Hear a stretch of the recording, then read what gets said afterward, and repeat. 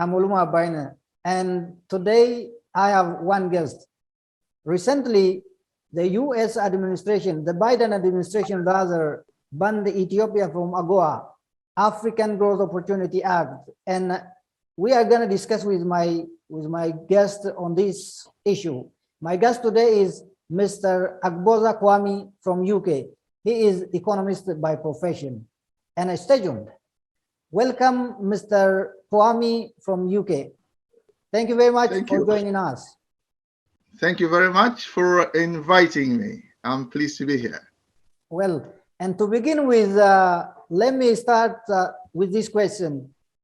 It is obvious that the primary objectives of AGOA are, to promote increased trade between the USA and the sub-Saharan African countries, and also to increase opportunities for US investors and between those sub-Saharan African countries. And my question is, do you think that this trade act, the last 20 years, achieved its trade objectives? Yes, and no.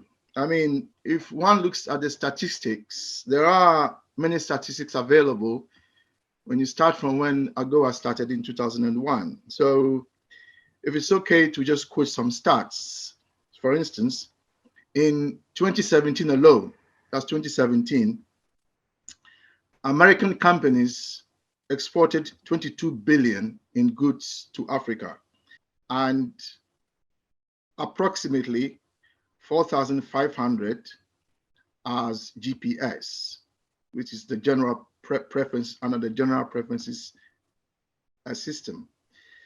And that means Africans qualifying for AGOA preferences were not subject to periodic expiry or renewal of the GSP legislation. Now, in addition, 1,500 products were classified as AGOA eligible.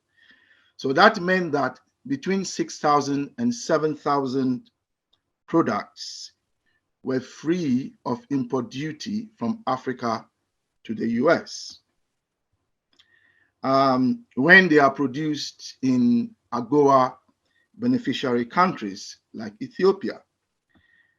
And so we are told that the US-AID partnership and AGOA leveraged 1.3 billion in African exports. So these are some of the stats, and that since 2004, hubs have been created that have produced or given us about 46,000 African jobs, according to the information from USD itself.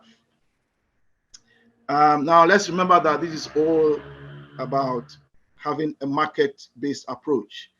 And the idea is to catalyze economic growth in not only Ethiopia, your country, but also West Africa as a whole, Nigeria, Ghana, Cote d'Ivoire, Senegal, Burkina Faso, and Niger. And the idea is that in 2007, the trade hub, we are told, will attract 300 million of new private investment and create 40,000 new jobs and increase regional and international trade. Ethiopia has been a beneficiary of AGOA, but so has Nigeria. And together we have 38 African countries that have AGOA beneficiary status at this time. So your question is, has it achieved its objective? I say yes and no, because for a country like Ethiopia that has used the act to export more, I suppose it has achieved some objective. But if you look at it from Nigeria and South Africa, but if you look at it from the African perspective, the African perspective, I mean, Africa needs to be a developed economy. I mean, the entire Africa needs to be one country, one nation. I mean, incidentally, those outside Africa see Africa as one. But we within Africa see ourselves as Ghanaians, Ugandans, Ethiopians, Rwandese, and so on. But those outside Africa, like in England, where I am, they say Africa as if it's one country.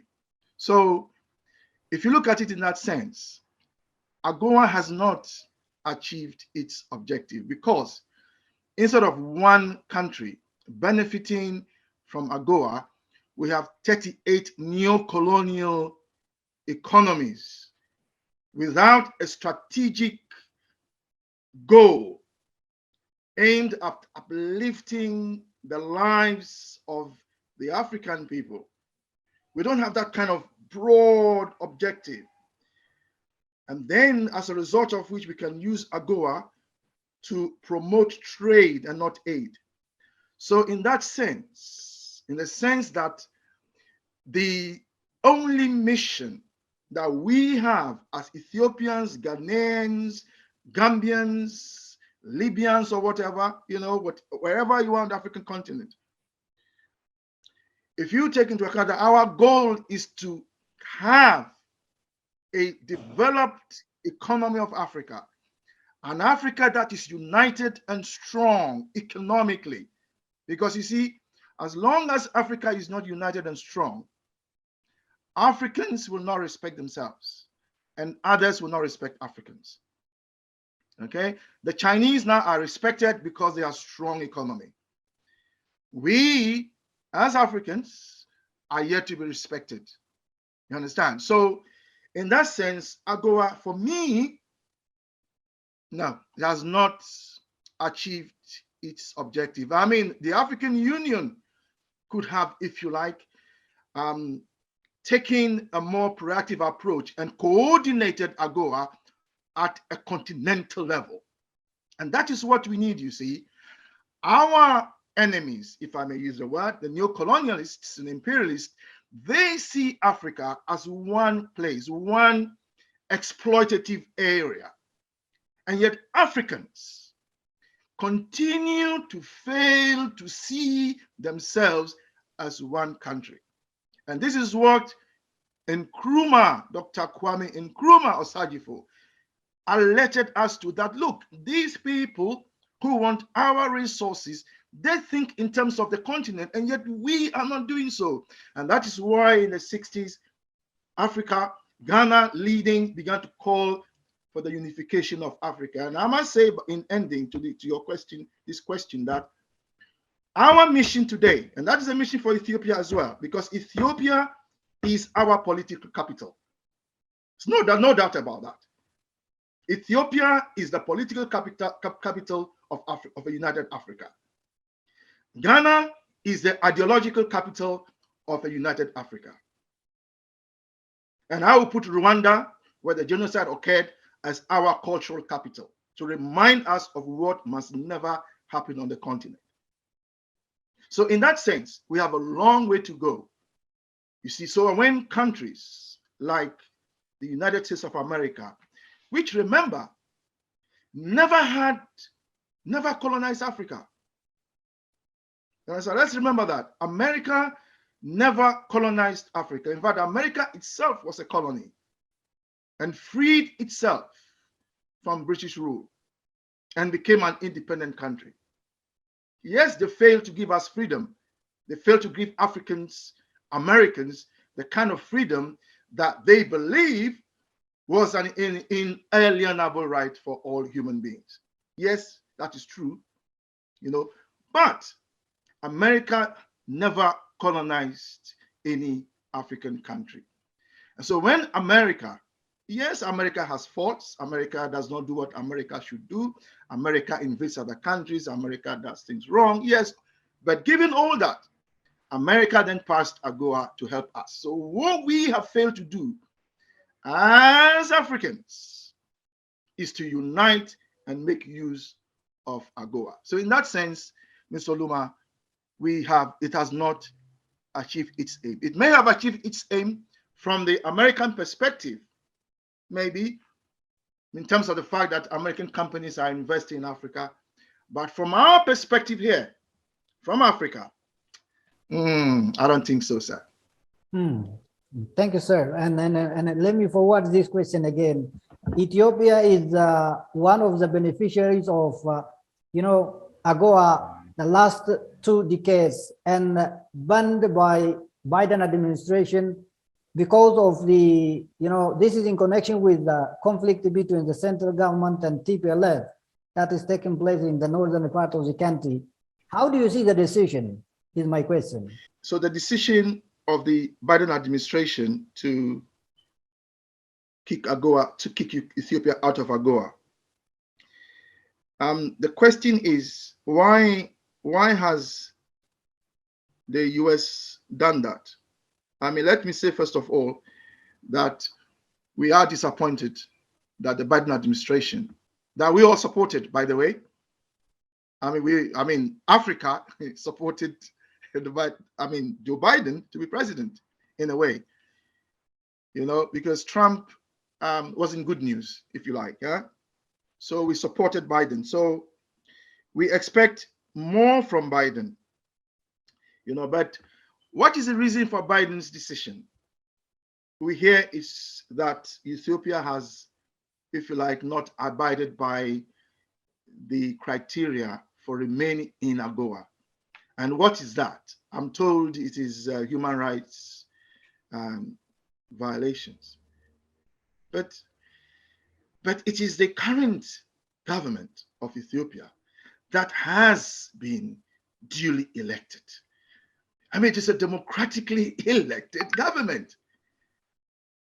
And as far as I know, the Ethiopian government, which is the legitimate government of Ethiopia, recognized by the African Union, United Nations, and all other Africans, including myself,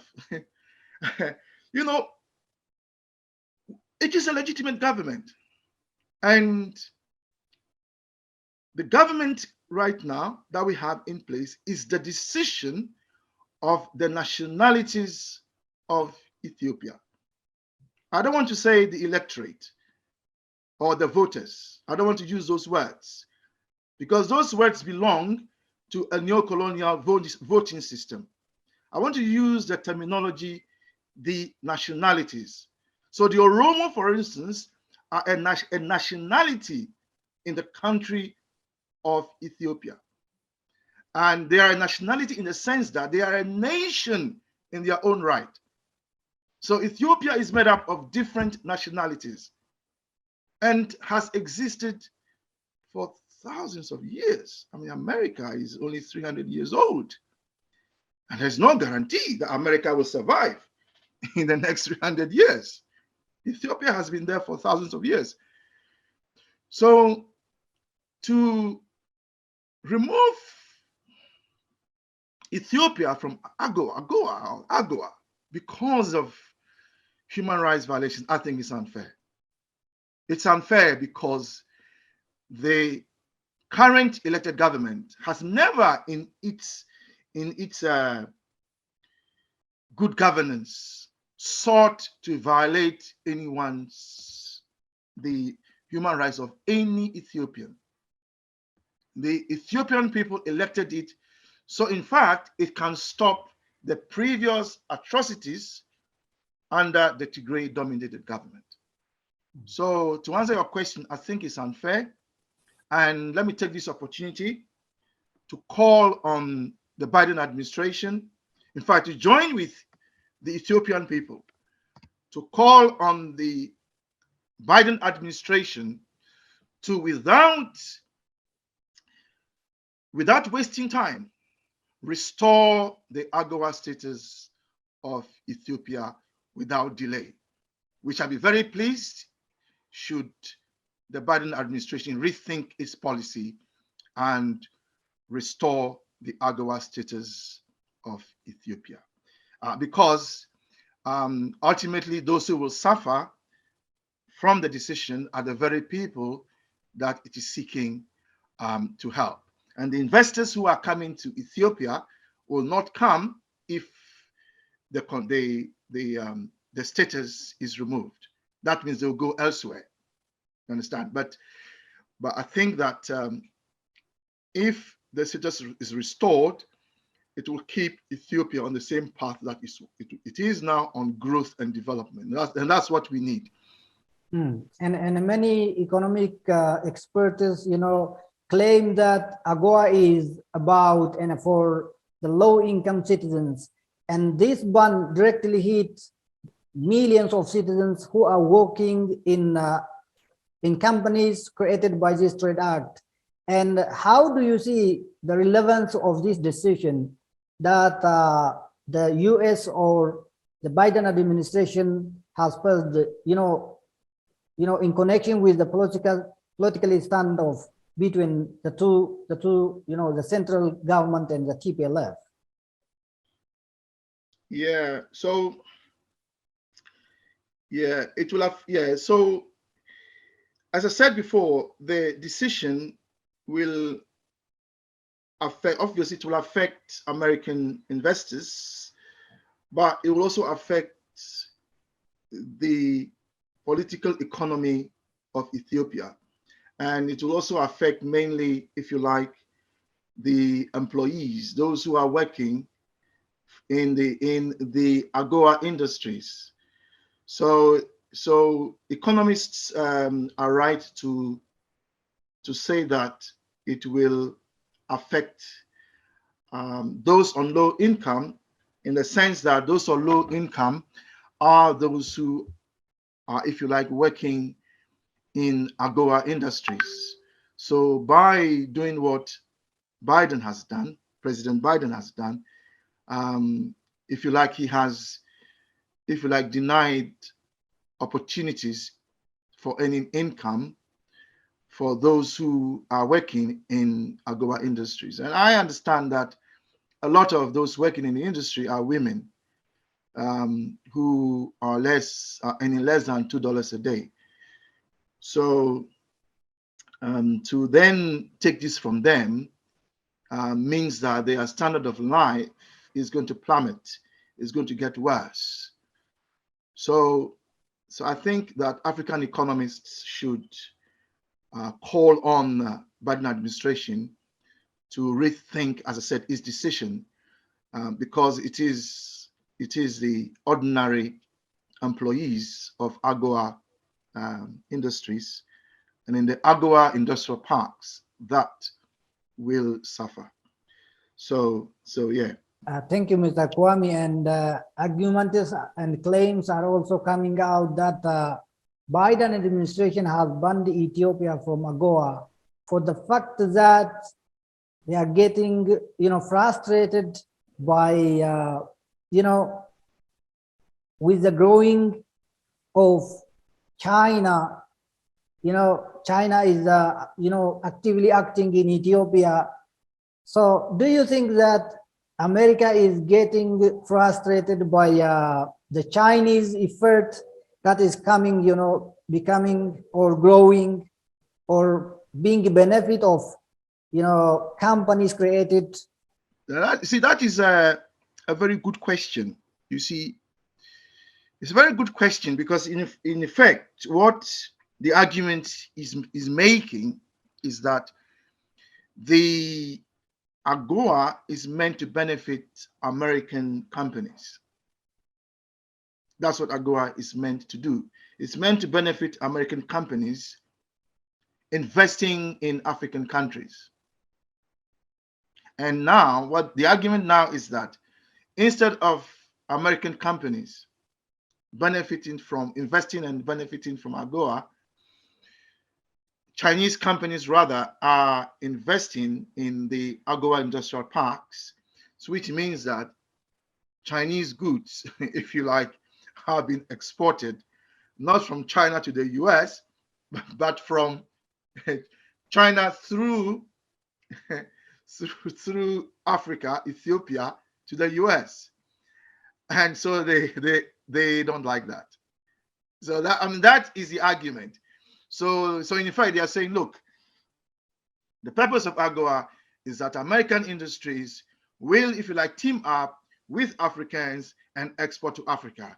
And yet here we are, our most important strategic global competitor, China, is using this opportunity to import into our countries. Therefore, oh, we don't like that because China, if you like, should be paying import duties when it exports to America. And yet through AGOA, China is not doing that. There is something in that. There is something in that. But it is not fair. It is not fair. It's not fair to Africa because you see, Africa has been the policy of the non-aligned movement that Africa has never looked east or west.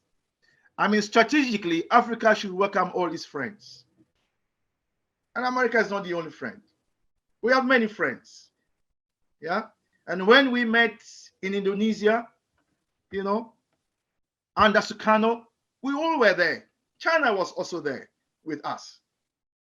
China is our friend. China is our friend. So in that sense, it's not fair. And so the Chinese, therefore, as our friends, have come and set up industries, or have invested or have helped set up industries. Why should Ethiopia be penalized? Because her friends come to help her. If England is investing in Ethiopia, will the Biden administration be upset? Or if it was Germany investing in Ethiopia, will they be upset? Mm-hmm. Yeah, will they be? Sorry, they won't be upset, will they? So there is, if you like, excuse me to use the word, racism in there. I see there is a racist element in there, that by singling out the Chinese, the Biden administration is being racist vis-a-vis Africa's friends. I mean, we choose our friends. No one should dictate to us. And Mandela said this. Mandela said, look, you can't tell us who should be our friends. We choose our friends. And Ethiopia, as a sovereign nation, chooses her friends. And no one should be telling Ethiopia or any other African country or United Africa who her friends should be. So in that sense, it is not fair. Now let's remember that it is the Americans themselves, if you recall, invested in China. They invested in China in similar industrial parks in China. They invested heavily. And that helped China to attract the science, the technology, the engineering, and the mathematical talents that it needed to develop. And that's where China is right now. American companies invested. You understand? Now, so in a sense, when China is coming to Africa to help, it is bringing the help that America has given her. You understand me? So America helped China, and now China is strong, and China is coming to help us. But it is a help that you gave China that China is bringing to us. So what's the problem? What's the problem? So I think once again, I joined the Ethiopian people to we call on the Biden administration, who we love. We love Biden. He's a good man. To rethink its policy in this sense. So to summarize, do I share that argument? To some extent, but I think that we should be allowed to choose our own friends, and we can invite anyone to come and invest in Africa, whether they are Chinese or the English or the Scottish or the Germans or the French or whoever. And our decisions should be respected. Thank you. But do you think that the multiple economic measures that the US and its allies are taking on Ethiopia will help to resolve the conflict in the country? So the conflict in the country, let's be clear, what is the conflict in the country? So as I understand it, the conflict in the country is that the nationality of the Tigrayans because there is a small territory in the north, do not like the fact that they are not in office. Yeah, that is my understanding. So, and having been thrown out by the Ethiopian people, and are not in, if you like, the commanding heights of political power, are not happy. Because they are not happy, they want to create chaos for the rest of Ethiopia. And I understand that the benefits of AGOA in terms of the dam that has been built to power the industries that will be set up in Ethiopia, providing cheaper electricity to the industries, that the Egyptians are complaining about this dam. And so we understand that they are funding the Tigrayans to create hell in Ethiopia. So the conflict is a political economic conflict. Political in the sense that the Tigrayans are not happy that they have lost their place in the commanding heights of political office. And it is economic in the sense that the power industry that will, if you like, power the AGOA industries, that Egypt is not happy and is seeking America's help. So that is my understanding of that is the heart of the political economic problem. Now, the way to solve it is to sit down and negotiate, not to kill people as the Tigrayans are doing, not to kill people, not to rape women, not to violate the human rights of their fellow Ethiopians, not to commit what can be seen as genocide, if this goes on the way it's going. So what the solution that is being offered, I think, by them, I think is wrong. And my understanding is that Egypt is a member of the African Union. So if there is a problem and Egypt is not happy, why do you go to imperialists and neocolonialists to come and solve the problem? This is an African problem. You are a member of the African Union.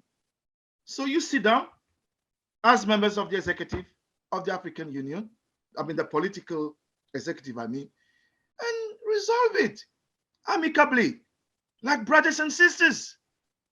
In Nkrumah, Kwami Nkrumah, married from Egypt. He married Fathaya from Egypt. Her children, who are Egyptian on the mother's side, are Ghanaians as well.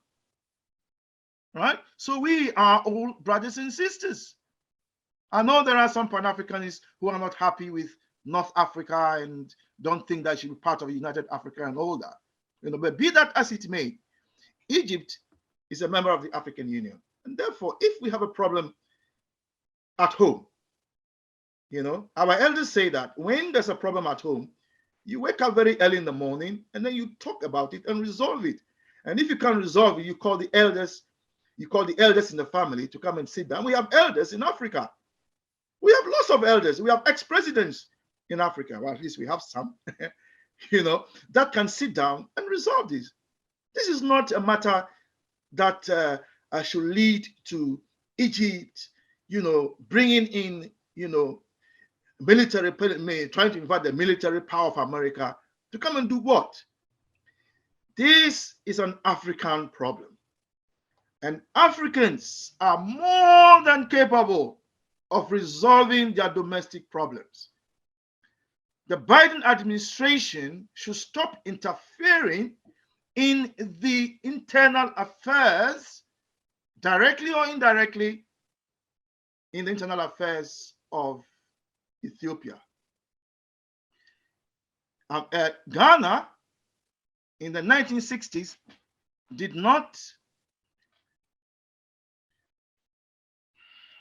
asked the American embassy to close down and leave the country. Ghana did not do that in the 1960s, and we paid dearly for that in 1966, when the CIA in the American embassy in Ghana organized the illegitimate overthrow of the CPP government of Nkrumah. Ethiopia, do not make that mistake.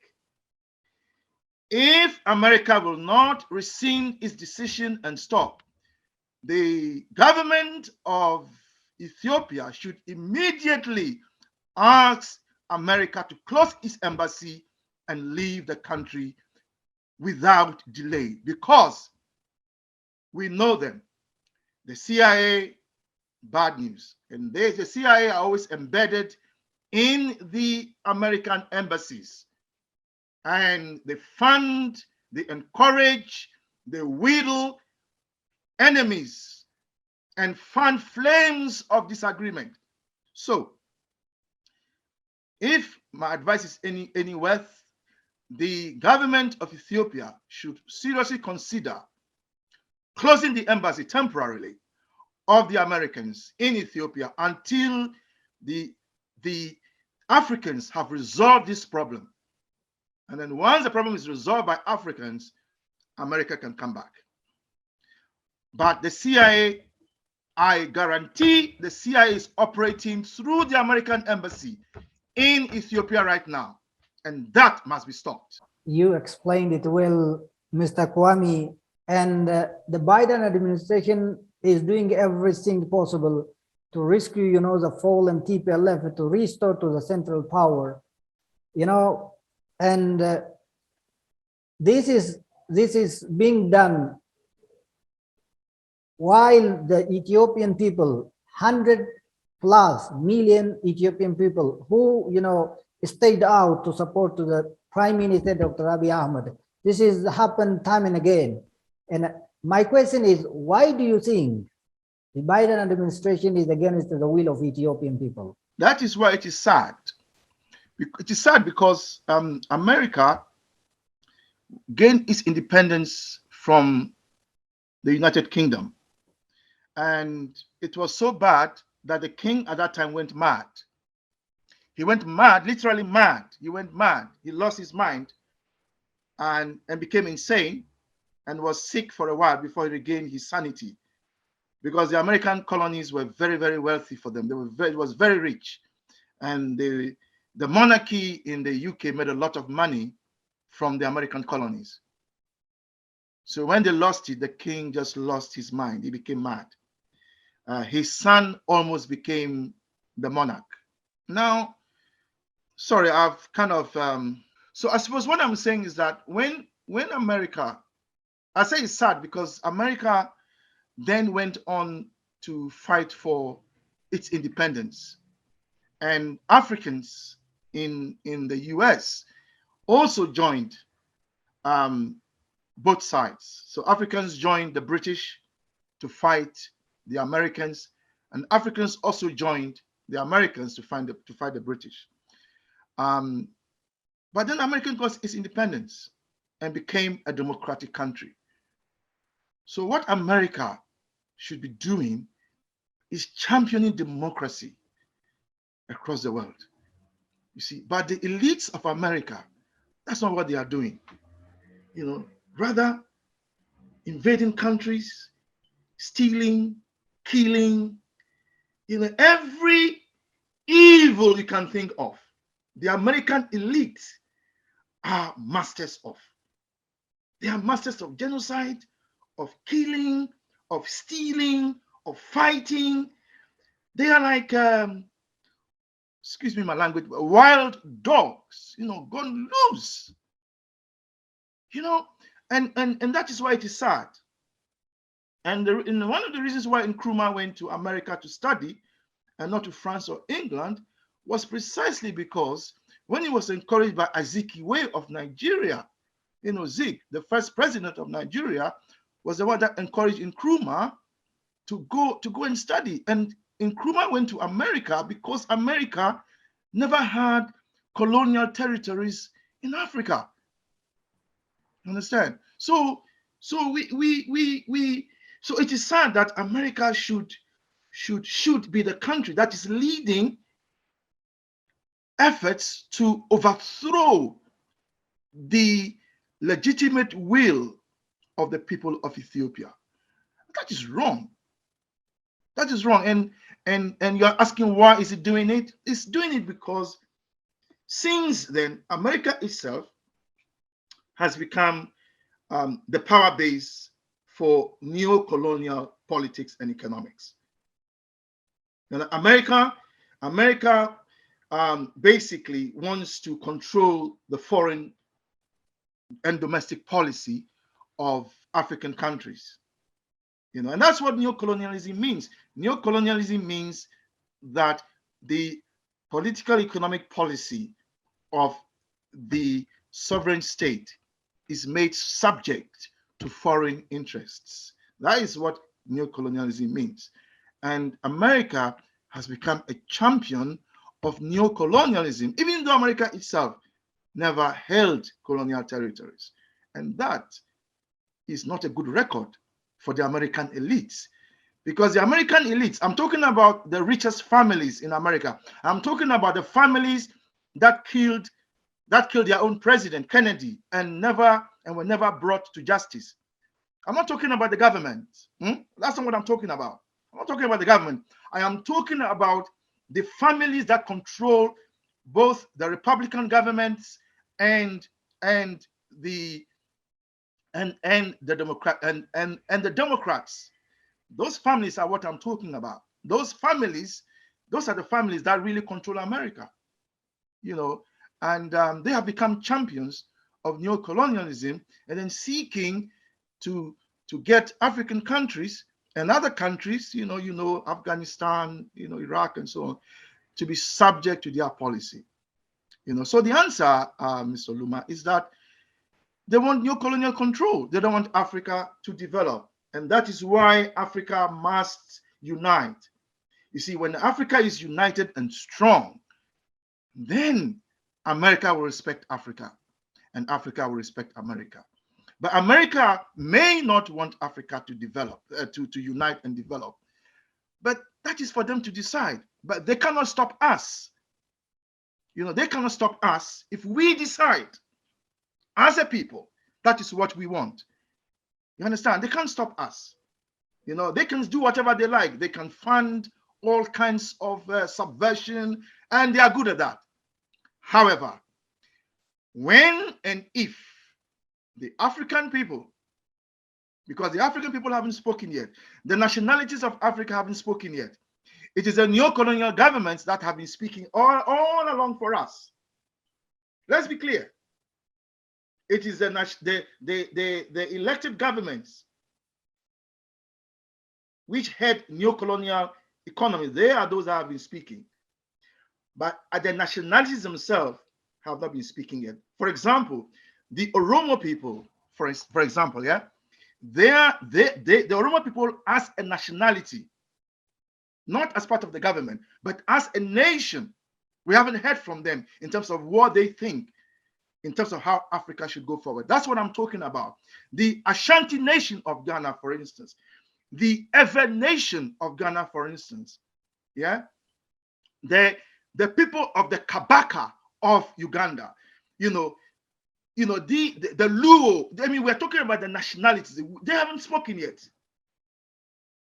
When they speak and they say what they want, there's no power on earth that can stop the Oromo people, the Ashanti nation, the Oromo nation, the Ashanti nation, even the Tigray nation itself, if it comes to its senses. The Ewe nation that is in Ghana, Togo, and Benin, the Yoruba nation, the Igbo nation, when the nations come together and they speak, there's no power on this planet that can stop us from uniting. So they haven't spoken yet. So what we are seeing so far are comedies and little children running around, claiming all kinds of things. Let me forward this final question. And what do Yes. you advise Ethiopian people to set free themselves from political and economic pressures of the West, especially the Biden administration? This is my final question, Mr. Kwami.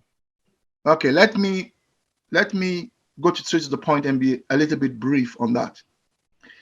The Ethiopian people must not see their struggle independent, united, and developed, living in a country on a continent that is equally totally liberated, united, and developed. They shouldn't see that as something that they can achieve on their own. That is my advice. Our brothers and sisters in Ethiopia should see their struggle as the same struggle that Ugandans are going through, our brothers and sisters in South Africans are going through, our brothers and sisters who are still in Libya right now are going through, because there was a protest yesterday against what is happening to Africans in Libya, and the struggles going on by our people in Guinea, where there was a coup, in Sudan. Now, all these struggles are the same. The struggle is for the total liberation, unity, and development of Africa. So my advice to Ethiopia is that it must not see itself as a lone soldier trying to fight a tank. So Ethiopia, not the Ethiopian nation, not the Ethiopian government, that's not what I'm talking about here, but the nationalities of Ethiopia, or what you call the ethnic groups, must come together and call an intelligentsia conference and invite all their peers to come to that conference. And their peers must be mandated by the heads of the nation, the stools, the kings, and so on, yeah, and come to that conference and make a decision to unite all the nations of Africa. Because that is what, if you look at our history, that's what has not happened. You know, we've achieved a lot. We've achieved a lot. You know, you can think of astronomy, astrology, mathematics, medicine, science, technology. Africa achieved a lot, but our efforts are not united as a nation. So the Ethiopian nations that constitute the Ethiopian country, whose government is in place now, the Ethiopian nations must understand that their struggle is not different from the struggles of the Akans in Ghana, the Dagombas in Ghana, the Igbos in Nigeria, the Yorubas in Nigeria, you know, the people of Kabaka in Uganda, the Zulus in South Africa. The struggle is all one. So the nations must come together. So the Ethiopian nations must link up with the other nations. Let us call a conference of the nationalities of Africa. Let's come to Ethiopia, not the governments, leave out the governments, we the nationalities. Let's call a conference and let us resolve that the political unity of Africa and the maintenance of that unity is our only mission today, yesterday, and forever, world without end. That is my advice to the people of Ethiopia, to my brothers and sisters. We want them to know, we want you to know we love you very much. You are very dear to us. And we are with you. We have heard all the atrocities that are going on, and we don't like it. And if you want to send out a call to Africans to come, we'll come. There are Africans who are ready to come to Ethiopia and help the government fight. if it has to fight. Don't forget that. We are ready. All over the world, Africans are ready. In the diaspora, we are all ready. If you send out the call, we will answer the call. So you're not alone. You are never alone. Yeah. Let me end by saying what Nkrumah said. The independence of Ghana, he said at the time, is meaningless unless it is linked up with the total liberation of Africa. Similarly, the independence, the unity, and the development of Ethiopia is meaningless unless it is linked up with the total liberation, unity, and development of Africa as a whole. Mr. Agboza Kwami from the United Kingdom, thank you very much for your time and analysis on this very critical and timely issue. Thank you too for having me. Have a wonderful day. Dear viewers of OBN Horn of Africa, I'm sure you have got some constructive point from this discussion. And this brings us to the end of this edition. Till next edition, goodbye.